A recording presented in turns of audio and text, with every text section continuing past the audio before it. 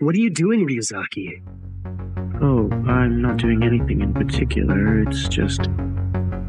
I hear the bell. The bell? Yes. The sound of the bell has been unusually loud today. I don't hear anything. Really? You can't hear it? It's been ringing non-stop all day. I find it very distracting. I wonder if it's a church, maybe a wedding, or perhaps a... What are you getting at, Ryuzaki? Come on, cut it out. Let's get back inside. I'm sorry.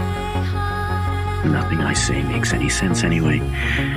If I were you, I wouldn't believe any of it.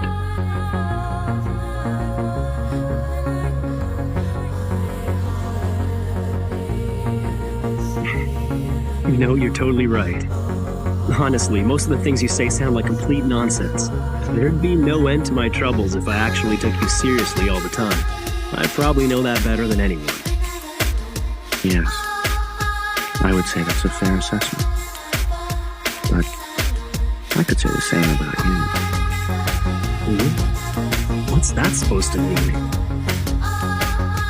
Tell me, Light, from the moment you were born, has there ever been a point where you've actually told the truth?